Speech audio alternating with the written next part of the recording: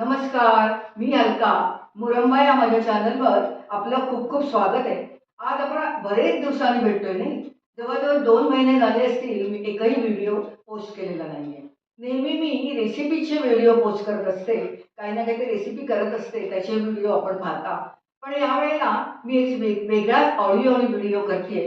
कारण मध्ये मी 3 ठिकाणी प्रवासाला जाऊन आले. जवळ वाराणसी, अयोध्या आणि प्रयागराज. असं 3 ठिकाणी गेले होते. तिथे वेगवेगळे अनुभव आले. त्याचं वर्णन, प्रवास वर्णन म्हणता येईल. ते मी थोडंसं लिहून काढलंय. ते मी तुम्हाला शेअर करते. बघा तुम्हाला आवडतंय का? कसं काय वाटतंय ते? आणि त्याप्रमाणे कमेंट करा मला. आवडलं असेल तर लाईक करा, शेअर करा आणि माझ्या चॅनलला नेहमी सांगते त्याप्रमाणे सबस्क्राईब मात्र नक्की करा. माझा प्रवास अयोध्या, प्रयागराज आणि वाराणसी. राम भक्तांचे हजारो वर्षांचे स्वप्न पुरे झाले आणि अयोध्या येथे राम मंदिर साकार झाले. मंदिराचे निर्माण कार्य झाल्यावरती 25 नोव्हेंबर रोजी मंदिराच्या उंचच उंच 161 फूट उंच अशा शिखरावरती मोदीजींच्या हस्ते ध्वजारोहण पण केले गेले. दूरदर्शनवरती ध्वजारोहणाचा तो भव्य दिव्य कार्यक्रम, लोकांचा महासागर आणि अतिशय सुंदर असा मंदिर परिसर आणि रामलल्लाची मनमोहक व अत्यंत आकर्षक अशी मूर्ती पाहिली आणि त्याच क्षणी मनात निश्चय केला की ह्याची देही याची डोळा लवकरात लवकर अयोध्येला भेट द्यायची. त्या मानाने लवकरच या स्वप्नपूर्तीचा योग आला. आम्ही अयोध्या, प्रयागराज आणि वाराणसी असा प्रवास ठरवून गिरीकंद हॉलिडेज मध्ये प्रवासासाठी बुकिंग केले. ग्रुपमध्ये एकंदर 32 सहप्रवासी असून 16 फेब्रुवारी 26ला मुंबईहून प्रवासाची सुरुवात होती. श्रीराम रावण वध करून लंकेहून पुष्पक विमानातून तेव्हा अयोध्येला परतले होते. आम्ही मात्र या प्रवासात मुंबईहून इंडिगोच्या विमानाने सुरुवात केली. आमच्या प्रवासाचा पहिला पडाव होता अयोध्या. अयोध्येला विमानतळावर आगमन होताच आपण रामनगरीमध्ये प्रवेश करतो आहोत याची जाणीव करून देणारी सुंदर भित्तिचित्रे सर्वत्र दिसत होती. सुंदर आकर्षक असे विमानतळ, अनेक शहरांमधून येणारी विमानांची ये-जा. विमानतळाचे नाव महर्षी वाल्मिकी इंटरनॅशनल एअरपोर्ट अयोध्या धाम. अतिशय छान नाव होते. अत्यंत आकर्षक सजावट, मोठी मोठी भित्तिचित्रे, सगळेच रामनगरीची भव्यता दर्शवित होते. आम्हा रामभक्तांच्या स्वागतासाठी विमानतळावर गिरीकंदचे उत्साही टूर मॅनेजर अक्षय हजरच होते. फोटोशूट झाले आणि आम्ही हॉटेलसाठी प्रयाण केले. पुढील 2 रात्री आमचा अयोध्येतील मुक्काम हॉटेल क्लार्क्स इन एक्सप्रेस येथे होता. विमानतळापासून हॉटेलपर्यंतचा आमचा प्रवास गिरीकंदच्या AC बसमधून सुरू झाला. साधारण अर्ध्या तासामध्ये प्रवास नवीन रूपातील अयोध्या नगरी, सरळ रस्ता, मधोमध डिवायडर, उंचच उंच खांब, त्यावर श्रीरामाचे झेंडे, खांब रात्रीच्या रोषणाईसाठी सजलेले, हे सगळे पाहत पाहत आम्ही हॉटेलमध्ये पोहोचलो. हॉटेल मेन रोडवरती असून हॉटेलच्या प्रशस्त आवारात दिव्यांच्या माळा तसेच रंगीबेरंगी फुलांच्या कुंड्याही सजावट करून तयार होत्या. एकंदर आगत स्वागत व्यवस्था छान होती. स्वागतानंतर आमची रवानगी सामानासकट वेगवेगळ्या प्रशस्त आणि सोयीस्कर अशा रूमवरती केली गेली. विमानाच्या प्रवासाने थकलेले आम्ही फ्रेश होऊन थोड्याच वेळामध्ये लंचसाठी 4थ्या मजल्यावर असलेल्या डायनिंग हॉलमध्ये पोहोचलो. जेवणावरती मनसोक्त ताव मारला आणि आमचा आजचा दिवस फ्री डे असल्यामुळे विश्रांतीसाठी परत रूमवरती आलो. संध्याकाळी 5 वाजता मात्र आम्ही चहासाठी परत एकदा 4थ्या मजल्यावरती एकत्र आलो. चहा, कॉफी, कुकीज असा सरंजाम डायनिंग हॉलच्या बाहेरील भल्या मोठ्या टेरेसमध्ये करण्यात आला होता. टेरेसवर ठिकठिकाणी फुलझाडांच्या कुंड्या, रात्रीच्या रोषणाईसाठी केलेली सुंदर सजावट, तसेच वरून दिसणारा खालचा गजबजलेला मेन रोड. फारशी थंडी नव्हती, खुशनुमा असे वातावरण होते. असे एकंदर सर्वच खूप छान वाटत होते. चहाबरोबर आमची एकमेकांशी ओळख झाली. अक्षयकडून पुढील दिवसांच्या कार्यक्रमाची रूपरेखा पण सांगण्यात आली. चहा आणि गप्पा कार्यक्रम आटोपल्यावर आम्ही काही जण टॅक्सी करून गुप्तार घाट येथे गेलो. येथे श्रीरामांनी जलसमाधी घेतली अशी मान्यता आहे. या व्यतिरिक्त अयोध्या येथे कनक भवन, दशरथ महल ही ठिकाणे पण पाहण्यासारखी आहेत. पण वेळेअभावी आम्ही येथे जाऊ शकलो नाही. गुप्तार घाटावरून परतल्यावर आमचे रात्रीचे जेवण झाले, परंतु एकदा हॉटेलच्या 4थ्या मजल्यावरती आलो. जेवण छानच होते. जेवल्यावरती आम्ही सगळे आपापल्या रूमवरती परतलो. दिवस 2 अयोध्या.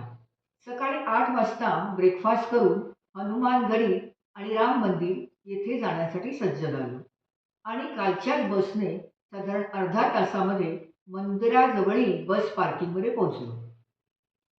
पार्किंगपासून मात्र आम्हाला स्थानिक ई-रिक्षाने पुढे जावे लागले. साधारण 5 मिनिटांचा रिक्षा प्रवास, नवीन बांधलेला सरळ रस्ता, मधोमध डिव्हायडर, दुतर्फा उंचच उंच असलेली झाडे असलेला फुटपाथ व त्यामागील भिंतीवरती रामायणातील प्रसंगांचे वर्णन करणारी भित्तिचित्रे छान दिसत होती.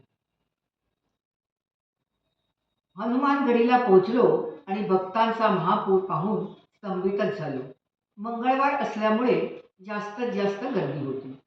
मंदिर उंच गडावरती वर जाण्यासाठी उंचच उंच 75 ते 80 पायऱ्या होत्या, पण दोन्ही बाजूला कठडे असल्यामुळे चढण्यास सोपे गेले.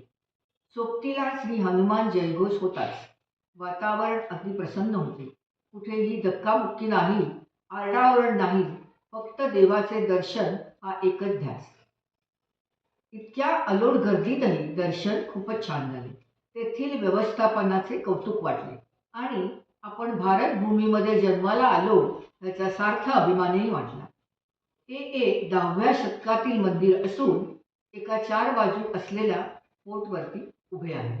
खाली रस्त्यावरती दुतर्फा छान बाजार आहे, पण आम्ही येथे काहीच घेतले नाही, कारण राम मंदिराला जाण्याची ओढ जास्त होती. आधी हनुमानगढी येथील बाल हनुमानाचे दर्शन आणि मगच राम मंदिरात जायचे असा येथे शिरस्ता आहे. तेथूनच चालतच आम्ही जवळच असलेल्या श्रीराम मंदिराला जाण्यासाठी निघालो. दुरूनच राम मंदिराचे भव्य प्रवेशद्वार दिसले. बऱ्यापैकी गर्दी दिसत होती. राम मंदिर आणि परिसराची सुरक्षा व्यवस्था मात्र जबरदस्त होती. तेथे पैसे असलेले पाकीट, नंबरचा चष्मा आणि आधार कार्ड जे मात्र बरोबर नेणे अत्यंत आवश्यक आहे. या व्यतिरिक्त काहीही आत घेऊन जाता येत नाही. गिरकंदच्या अक्षयकडून आम्हाला याची पूर्वसूचना आधीच देण्यात आली होती. त्यामुळे आम्ही हॉटेलमधून निघतानाच मोबाईल, स्मार्टवॉच, कॅमेरा व इतर इलेक्ट्रॉनिक उपकरणे यातील काहीच आमच्यासोबत ठेवले नव्हते. त्यामुळे कमीत कमी वेळामध्ये कुठलीच अडचण न येता आमचा राम मंदिर परिसरात प्रवेश झाला. प्रवेशद्वारापाशी जवळील वस्तू ठेवण्यासाठी लॉकर्स होते, पण आम्हाला त्याची जरूर न पडल्यामुळे ठेवायचा आणि परत घ्यायचा वेळ वाचला. आत कुठल्याही प्रकारची फोटोग्राफी, व्हिडिओ शूटिंग अलाउड नसल्यामुळे आम्हाला मात्र कुठलेच फोटो काढता आले नाही. राम मंदिर परिसरात जाण्यासाठी आणि दर्शनासाठी आधार कार्ड दाखवून 70 वर्षावरील ज्येष्ठांसाठी अटेंडंट सकट व्हीलचेअर अशी सुविधा होती, ज्याचा चार्ज ₹150 पर हेड आणि आपल्याबरोबरची एक व्यक्ती पण आत घेऊन जाता येत होती.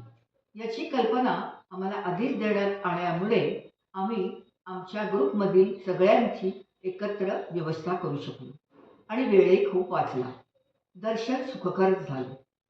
व्हीलचेअरची आम्हाला कोणाला जरूर नसतानाही आम्ही गर्दी आणि वेळ वाचावा म्हणून या सोयीचा उपयोग केला. दर्शन खूपच छान झाले.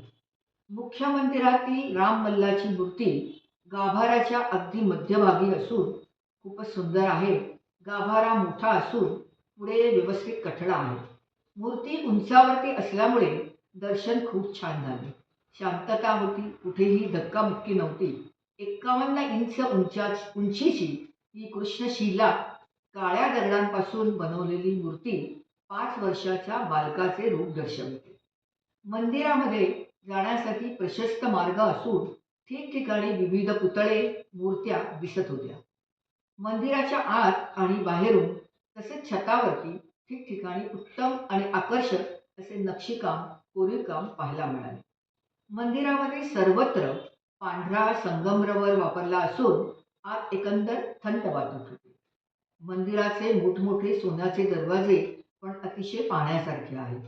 राम मंदिर वरील भागात राम दरबार आहे. तेथे कोणाला जाता येत नाही. VIP परमिट लागते.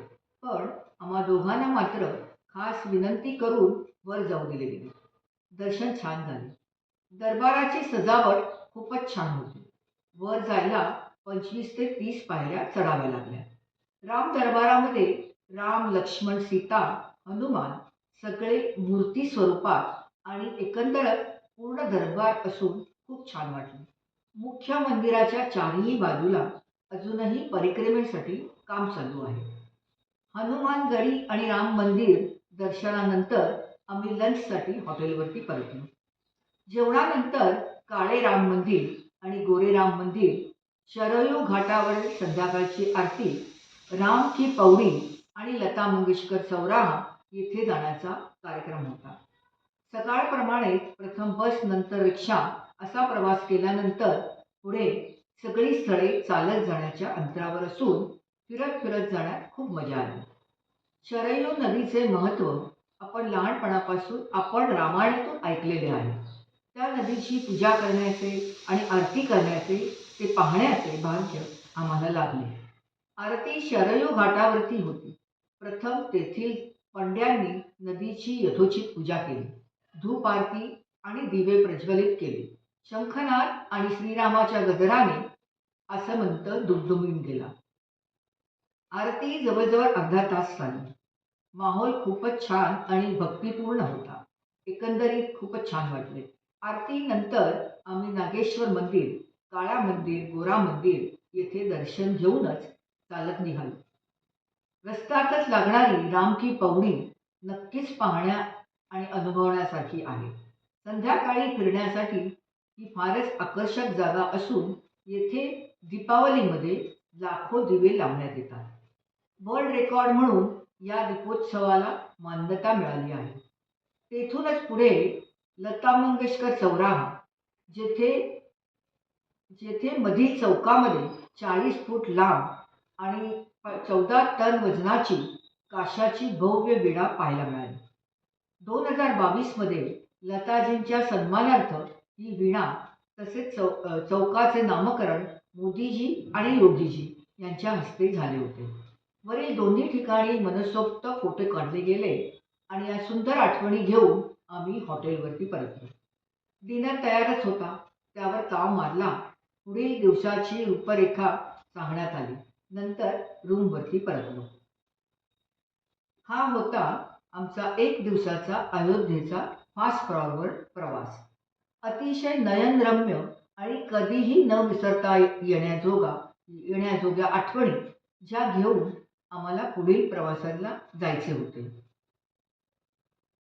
मला आता असं वाटतंय की हा जे मी प्रवास वर्णन करतेय तुमच्याकडे, म्हणजे व्हिडिओ करते, हा फार लांबतोय. तर मी आता इथेच थांबवते आणि पुढचं जे वर्णन आहे, पुढचा मी लगेचच व्हिडिओ पोस्ट करीन. तो हा व्हिडिओ आता तुम्हाला कसा काय वाटलाय ते नक्की कॉमेंट्स करून कळवा.